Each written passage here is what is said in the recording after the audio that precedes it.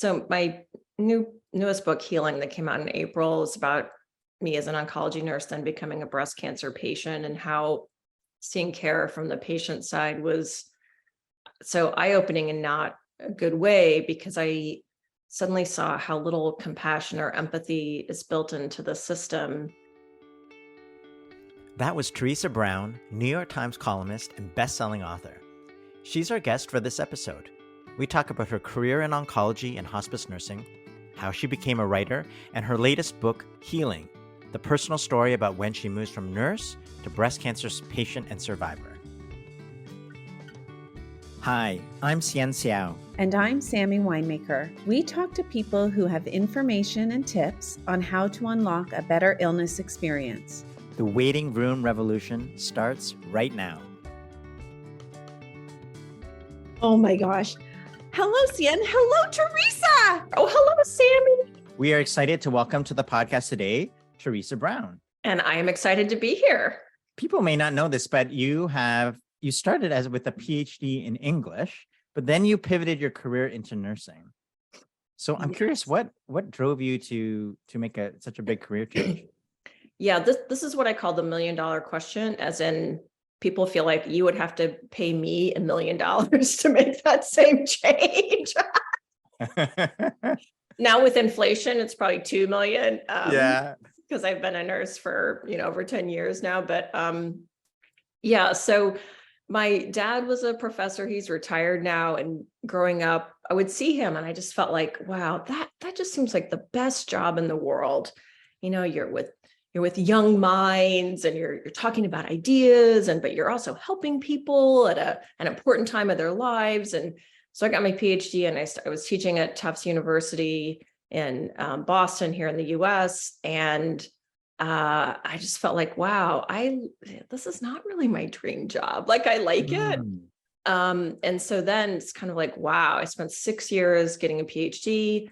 What do I want to be when I grow up? And in the midst of all that, had my kids. And it was really after having my twin daughters and going through the pregnancy, and I had midwives and perinatologists, and they're fine. They're 23 years old now. Ended up learning a lot about just healthcare, not just pregnancy, but healthcare. So what drew you to nursing? Right. So being a professor turned out was not my dream job. Had my twins. Had a friend who was a nurse who visited. The girls were about 16 months old. And I told her, the midwives I said, I thought they had the coolest job in the world. And she looked at me and she said, Theresa, you could do that job. And I thought, really? Never occurred to me. And then I looked into accelerated nursing programs, and I could go back to school and take these science classes I never took. And that was it. Literally a month later, I was taking chemistry, at college level chemistry class. And I never looked back. And my initial goal was to be a midwife.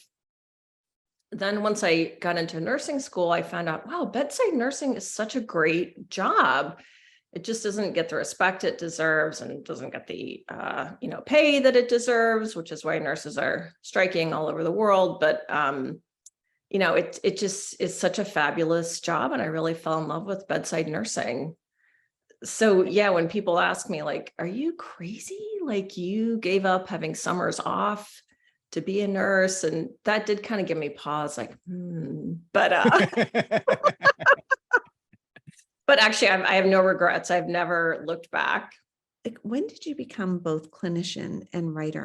I taught. Yeah. I didn't do writing like this until I became a nurse. Okay.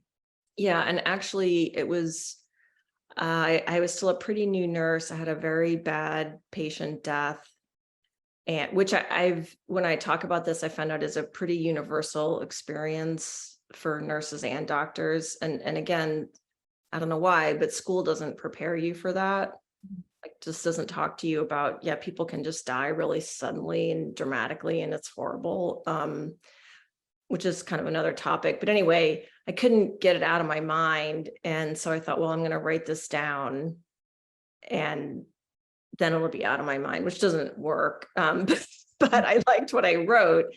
And so I thought, well, aim high, I'm going to send this to the New York Times. And the Science Times, which is a Tuesday section of the Times, published it. And it was from that piece that I got the contract for my first book. So it was really having something to write about. And I really didn't like academic writing, which was part of why I didn't want to stay in academia. But this kind of writing I love. And I think it was that the urgency of what there was to say. And at the moment, I'm not working clinically. It's so tough for nurses in the US right now, and in Canada, from what I read, and in the UK. But so I'm trying to figure out, so if I'm not writing about my clinical experiences, what kind of writing am I going to do? What am I going to write about? And I'm figuring it out. But yeah, it was really the clinical work that gave me this opportunity to have a story to tell, and then turned out that I loved doing that kind of writing. So I feel very lucky that that worked out. Well, it's more than worked out. I mean, you've written some amazing books from those experiences. You started your career working with cancer patients in a cancer hospital, and what you saw there led you to write a number of popular books, right? The first one being called Critical Care, about stories from your first year as an oncology nurse. And the second is called The Shift, looking at 4 patient stories during a single nursing shift and grappling with some of the challenges of modern medicine and dealing with dying. And both are amazing books, great pieces of writing, and listeners should check them out. And my question really stems from what happened after that, because you actually left being an oncology nurse and made the change to become a hospice nurse in the community. And so, what was the reasoning there? Great question to switch to hospice care. And what led me to do that is two things. One, I felt like in the hospital, I never saw patients fully as people. We bring them in, we stick them in this small room, we make them wear this horrible, ugly gown. Even though our long-term oncology patients, they could wear their own clothes. Now, people bring in pictures, bedspreads, flowers, but I never felt like I really saw them as full human beings, or it was very hard to do that. So I wanted that experience. But the other harder truth is that I saw a lot of bad deaths in the hospital, and I really wanted to see some better deaths, and also bad deaths that were just, so avoidable. And would write about that and wrote about it for the New York Times, and then ended up making some of the doctors really angry because they felt like these are our decisions, and just a very difficult environment to be in. And I'm sure both of you have seen that a lot. But, and knowing how often actually in situations where there's somebody is so fragile, there's really nothing that can be done that's going to cure them or even make them better, but there are things that can be done that will prolong their agony. And not to put too fine a point on it, but for people listening, that is sometimes what happens. And to watch that and feel like even when patients or family members expressed ambivalence or why are we doing this or what's going on, they still would not be given the whole truth. And I think sometimes nurses I worked with thought, well, you just want everybody to go on hospice. And no, I just want people to know what they're choosing.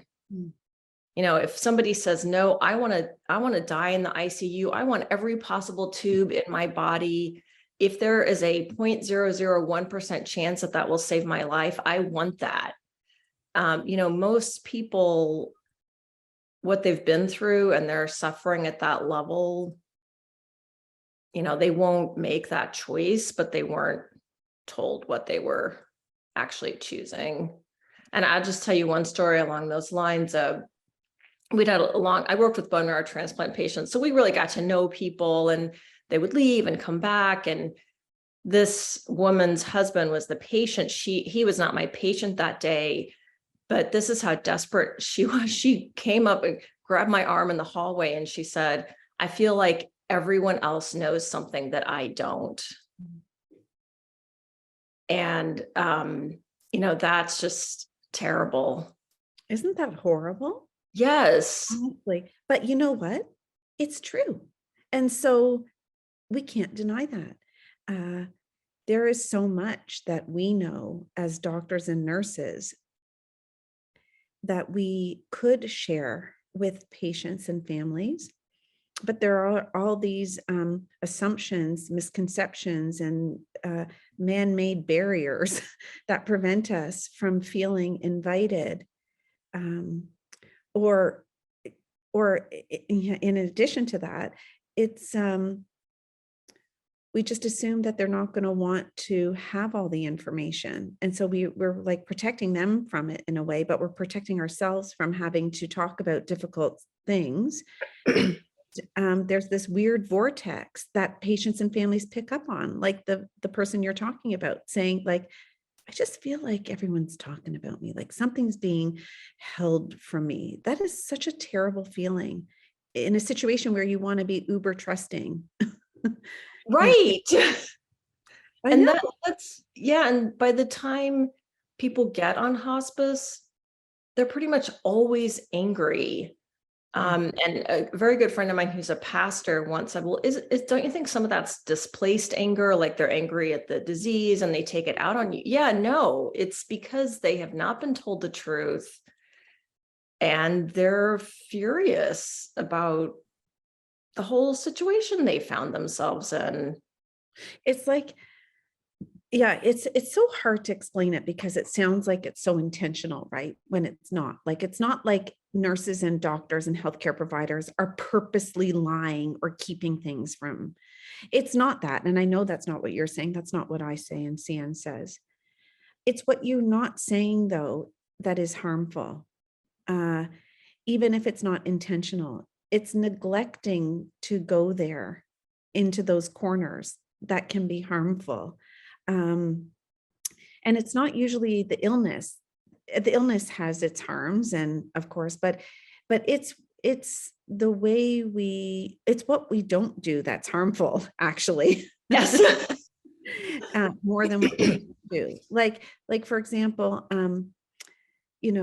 when we describe treatment options for people and we're trying to help them make a decision that's best for them, but we ignore the option of not having treatment or what this will look like if you don't choose treatment, it's like the null option, then really we haven't described to them all the information they need to make a decision about what they want to do. So people go in the ICU, they accept fifth line chemotherapy, they do all these things because they weren't permitted to explore the road of choosing not to do those treatments, right? Right. And this is making me think of, so my newest book, Healing, that came out in April, is about me as an oncology nurse, then becoming a breast cancer patient, and how seeing care from the patient side was so eye-opening in not a good way, because I suddenly saw how little compassion or empathy is built into the system. And I have to tell you, honestly, I've always idealized Canadian, like, oh, if only we had healthcare like Canada. But then I've learned over the years that you guys have your own issues with empathy and compassion. But just recently, I made the decision to completely stay off tamoxifen, which is a drug women who've had breast cancer get after breast cancer to help prevent a recurrence, for people listening who don't know that. And there was a whole mess up over the drug and another drug I tried, and then let's throw in a different thing. It's a very long story. I ended up switching medical oncologists, and I was talking with my new medical oncologist about this. I could see the wheels turning, and he's saying, well, it's almost 5 years, it's okay. Like, he was really telling himself more than me, like, it's okay for you to not take tamoxifen. He said, there's this thing, shared decision making. It's so adorable. Like I said, yes, I've heard of that. Yes. But, I could tell he had a really hard time with it, right? Because people who've been if you meet an oncologist, especially in the US, they have an arsenal, and man, they want to use everything they have in that arsenal to keep you from getting cancer again, or to keep it at bay. So it was tough for him, but, props to him. He pulled out the shared decision making. Wow. And said, I realize I cannot force you to take this medication that makes you feel like you are half yourself. Mhm. And I'm also going to meet you as a person with respect and tell you that that's okay with me. Yeah. Which was lovely. And the more a patient veers from standard treatment, or the otherwise known as the conveyor belt, Yes. the harder it is for the healthcare system to respond with respect and compassion, and meet you there. So we try to encourage people to know themselves well enough to know what treatments might gel with who they are and which don't. But if you choose sort of to go this way, but the system typically sends people this way, there's a major tension that's felt. And patients have told us they feel like they have to cut themselves off from the healthcare system completely if they don't get on that conveyor belt. So even though we say, we need to know your values and your, advanced care planning, and know what trade-offs you're willing to make, and know yourself, your values, your goals. We say all of that, but when it comes to someone making a decision that isn't mainstream, then we say, oh, well, we didn't mean that. We didn't mean for you to make that different decision. And they have trouble being flexible and nimble, I think, when you choose to go against standard care. That is such a good point, Sammy. Yeah, it's right. Like, here's all these desserts, and you say, well, really, I just want a piece of fruit. Yeah. What? No. We have cake, cookies, ice cream, Yeah. It's almost like it doesn't compute. You saying that also makes me think about this issue of all the battle metaphors that at least come in cancer care at the end of life. Mm. And I wrote about this in Healing also, and it was the writer Susan Sontag who first talked about this in this profound way, that, one of the choices is keep fighting, right? Or that is the choice, right? Keep fighting. And we don't put that burden on other kinds of patients. Like, we don't say that to COPD patients, or, can you imagine patients with ALS? Like, that would just be cruel. Yeah. But that's the other choice that you aren't easily given the opposite, or even told that language is not appropriate. You have a disease. Yeah. The disease has its own crazy, messed up biology. It's not about you fighting. And yet I even had people tell me, well, you want to have a positive attitude about your breast cancer. And I felt like, oh my God, I thought that was debunked 30 years ago. Yeah. I know. Yeah, well, let's go back to your most recent book, Healing. Sammy? What do you want to tell us about Healing, and who should read it? Who should read Healing? Well, patients, but also clinicians. But ideally, I would love for healthcare CEOs and upper management people to read it, because we have so lost our sense of mission in the US. I feel like we reached a point where we, got our technology to a great point, and then the focus came, how can people maximize the profit from healthcare? And most Americans don't understand or don't know that the US spends vastly more on healthcare than any other industrialized country, and our outcomes are worse. And they're a lot worse. They're not like just a little bit worse. So what are we buying with that money? We're buying really high CEO compensation. And we're buying money for device manufacturers, for pharma. We're not buying good care. And I would love for this book to excite people about the value and importance of compassion. And also what I show in the book, based on research done in this book, Compassionomics, is that compassionate care can actually save money because people do better, they have fewer complaints, actually pain scores can go down. Making people feel well cared for, which has been the theme of this whole podcast, is transformative. It's not just like the icing on the cake. It's, the ingredients, like a key ingredient in the cake. And, without that, care is just going to get more and more inhumane, worse and worse and worse. And I feel like we've seen this so slow creep of incursions into quality of care in the US. People don't know the astronomical number of people in the US who die of medical errors.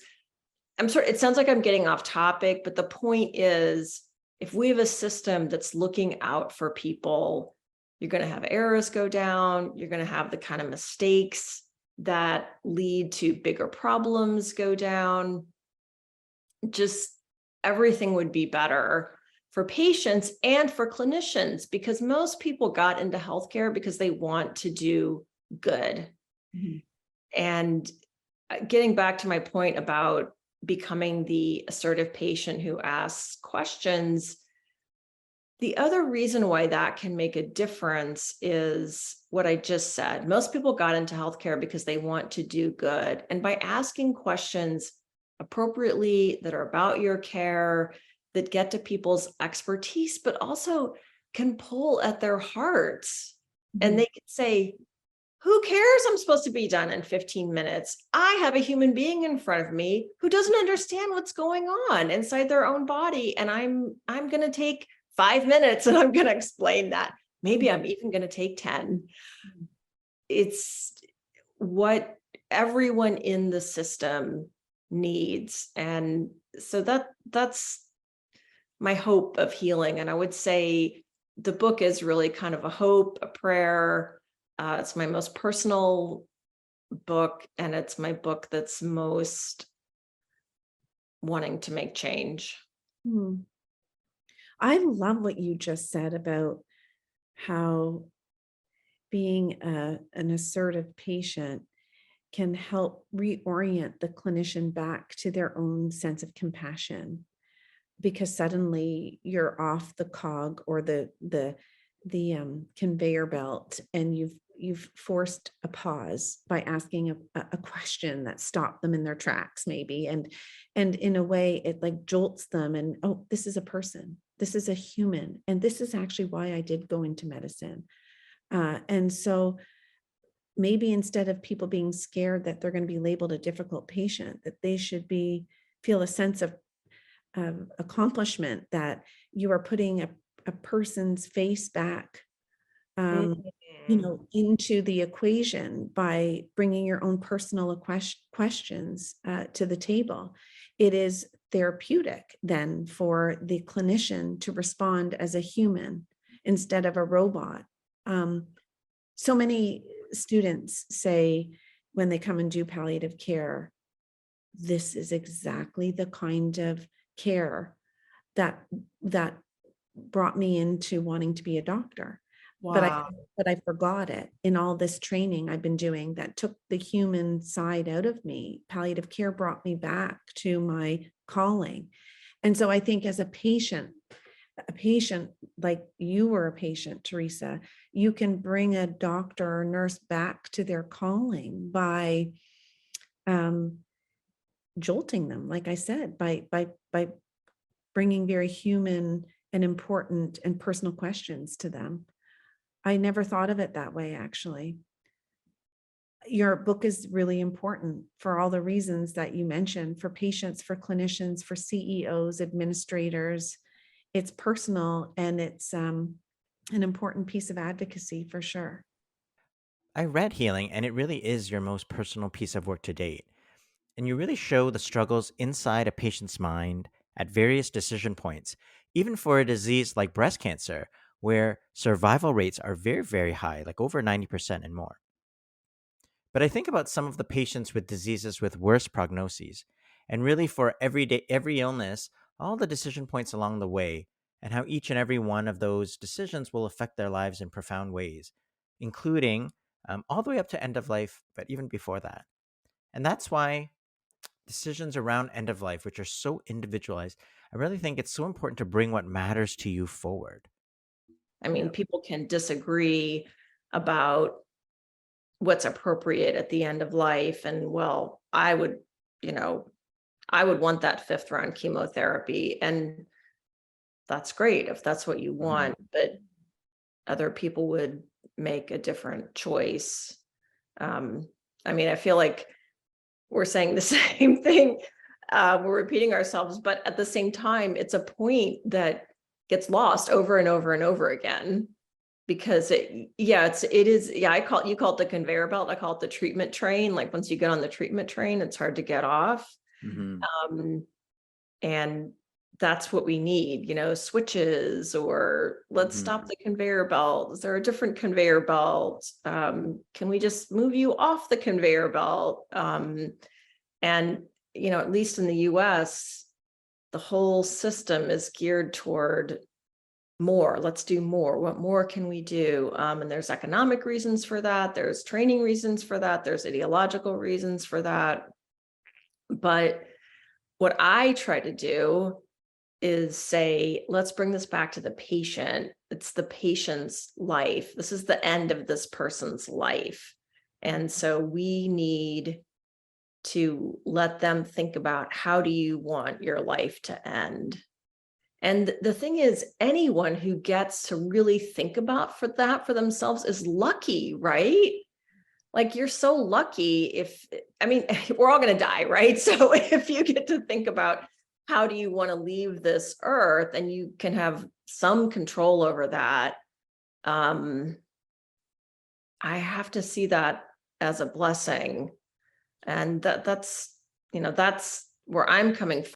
I think what I'm hearing you say is that someone who dies in a sudden way, like lightning or a car accident, doesn't have the fortune of time to know it was coming, to see it coming, to prepare in whatever way makes sense to them.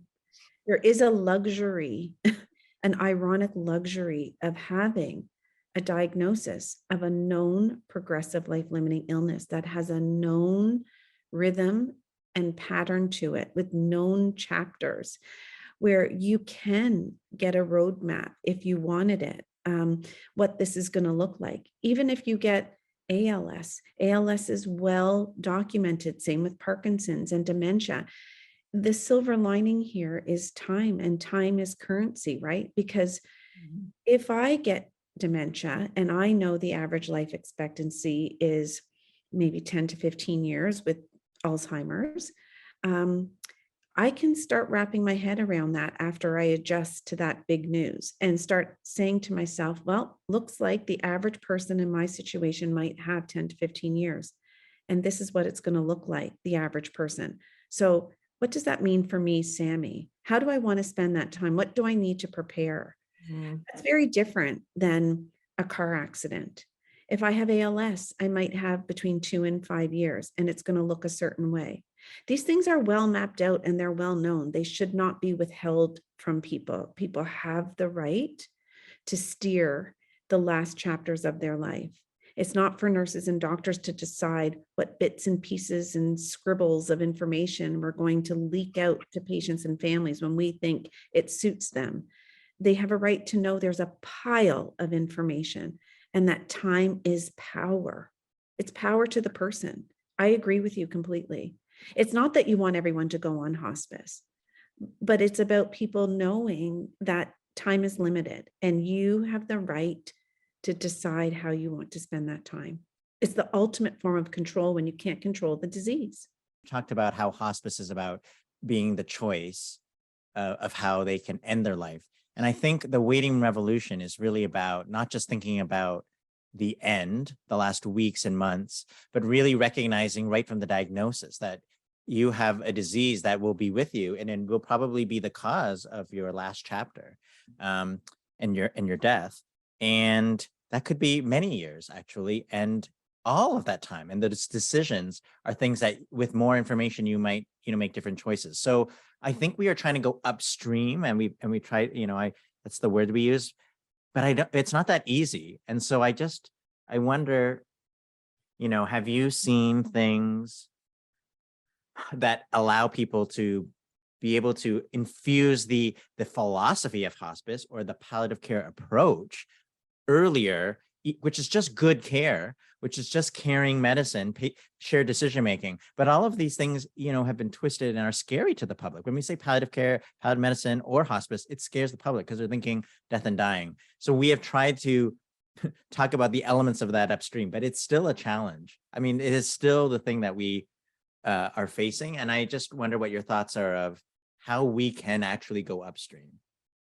Yeah, well, I love it that the two of you talk about educating primary care physicians, that you don't want this information and way of practicing to be isolated to palliative care. And I guess this may not be a great analogy, but here in the US, where abortion is so controversial, some people have said the fact that we have independent abortion centers made it easier for the right to abortion to be attacked, because it made it seem like this is something separate from regular healthcare. And it's just like a mental picture, right? And maybe even shameful, right? And so I'm wondering if palliative care being separate and not integrated, if that somewhat can prey on people's minds.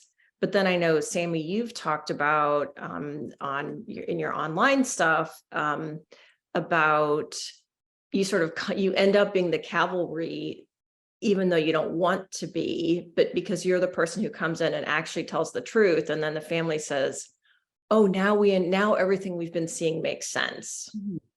Because those pieces that got left out, they were like that woman in the hallway saying, everyone knows something that I don't. So that can be very helpful, but not a great feeling for you, right? And then also you get this then gap between the other practitioners and what they're doing and saying, and what you're doing and saying.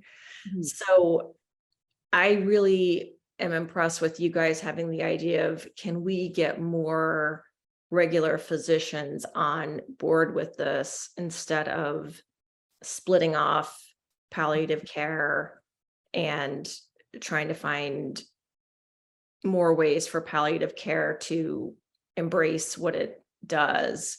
And I wonder also if talking about pain management, as a way to do that, it doesn't just have to be end of life care, symptom management, right? And I mean, this study, right, for patients with non-small cell lung cancer, I think that when they got palliative care along with curative care, they did better, they lived longer, everything. And so that kind of research should lead to more of an incorporation of the idea of palliative care with people's treatment. And wouldn't that be lovely if in 20 or 30 years, it's just standard? Because the idea of saying palliative care, hospice care, palliative approach, just good old patient-centered care is everyone's business, is threatening to people who do splice it off.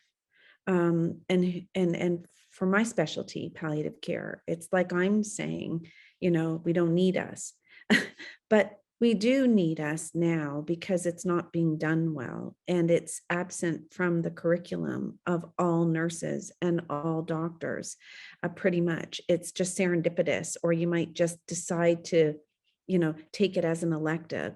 And as long as it's absent from the curriculum, you're going to need specialists like me to come in at the 11th hour and fix it all up. But over time, we need to, unspecialize this. it's very special, but it shouldn't be delivered by a specialist. Right. Well, and that's what happened with that study, right? People took that study and said, oh, why they had better outcomes is because a specialist team came in and came in right at the beginning, not what they actually did, which could be done by anyone. In a way, it reinforced that palliative care is so incredible when it's delivered by a palliative care specialist. People live longer, blah, blah, blah. Therefore, let's get more palliative care specialists. Let's specialize it more. Let's put the specialist in early. Let's, and so, but really what I took from that is that it's the philosophy of care. It's the sitting and listening and being with patients and untangling things and weaving threads and connecting the dots. That's probably what made people not sad, not depressed, more hopeful, live longer, is because they were able to make their own decisions based on information. And so that needs to be part of an oncologist's toolkit, a cardiologist toolkit, a respirologist, because all of these people will care for people with progressive illness. So we built ourselves a kingdom here called hospice palliative care. We do it so well that we shoot ourselves in the foot. Yeah, that's such a great point, and makes me think, again, getting back to my own treatment. And when I went on tamoxifen and I would go in and I would say, yeah, I've got brain fog and I'm really tired. And, she would kind of make a note, and no exploring of that, no asking, well, how much is that reducing the quality of your life? Oh, wow, you really feel like a different person? That's serious. Nothing like that. Mm-hmm. And so, and I had a very, very treatable stage 1 cancer. This should be easy, right? For my oncologist to address that issue. But now when I've gone, I had my last radiation oncology appointment in November, yay me. And hands up. And actually the nurse who came in, she said, oh yeah, I saw you went off tamoxifen. Yeah, those drugs are really hard. Those drugs are, and now it's like, now that I went off it, I'll have people at my appointments tell me, yeah, those drugs are, whew, man, So it's like, once I, now I'm like in the secret cadre of people, right, who don't listen to medical advice. But, it shouldn't be like that. Yeah. Right. The sort of you shouldn't feel like you're going rogue. Yeah. Right. Yes. I'm going rogue. Yes. Yeah. To follow up on what you guys were talking about, like, do you think there has been a change in public perception, or with all the different things happening, the more death positive movement from the public, maybe some of the serious illness conversation guides, or some of the tools about an attention that this issue has had? Like, do you sense a bit of a shift in the tides in the US, or from when you give talks and you talk to the public? I do. Yeah, I do. I get a sense that there's less discomfort with the word hospice. People just seem more familiar with it and what the idea of it is. I think in a way, COVID might have had something to do with that, just because people witnessed so many deaths where family members couldn't be there, where people were alone, and it made people within healthcare understand, wow, when people are leaving this earth, we need to try and be there for them in a substantive way. And I know nurses that were trying to do that for people just found it incredibly enriching and also incredibly exhausting, both. So I do think there is a switch. A problem we've seen here in the US, and there was just a big article on this, if people are interested, in the New Yorker and the organization ProPublica wrote a big article about the for-profit hospices in the US and how that's really taking over a lot of ground in hospice. And so patients aren't getting the care they need. So then I'm worried there's going to be a negative effect of that, where people feel like, oh, we went to hospice, they just took our money and they didn't do anything for us. So that would be really unfortunate, because we seem to be at a moment where people are more open to it. Yeah. I think listeners would be blown away because, you're in the system, like, just like you're an insider, you are a healthcare provider. And yet Hospice when nurse. hospice Yes. nurse, an oncology nurse. And when you were faced as a patient with a cancer, you still found it so hard to get the information. So I'm just wondering, as you've seen both sides, do you feel like it was hard for you? And what advice did you have? What did you learn? I feel like it was hard for me, but because it was hard for me, I do have good advice. So in the US, at least, that I hate to say this, but there are patients who get labeled difficult patients. And these are usually patients who are seen as demanding. They ask a lot of questions that people can't answer or don't want to answer, et cetera, et cetera. So when I started out in my treatment, I thought, okay, I know how the system works. I just need to be very compliant, and that's how I'm going to get the best care. And then at some point I realized this is not working for me. And I have this moment where it really was like I was to myself, I said, wow, I am the difficult patient. It's like, I'm that girl. Because you were asking a lot of questions? Yeah, asking questions saying, why is this going to take 2 weeks? That's not good enough. I want this result. I mean, and just even deciding, no, I don't like how my medical oncologist handled, there's many different medical oncologists I could see. I'm just going to try a different one. And if I don't like that one, I'll go to another one, so instead of being afraid of, I'm going to be seen as someone who I can't be pleased, I'm so picky, I'm so demanding.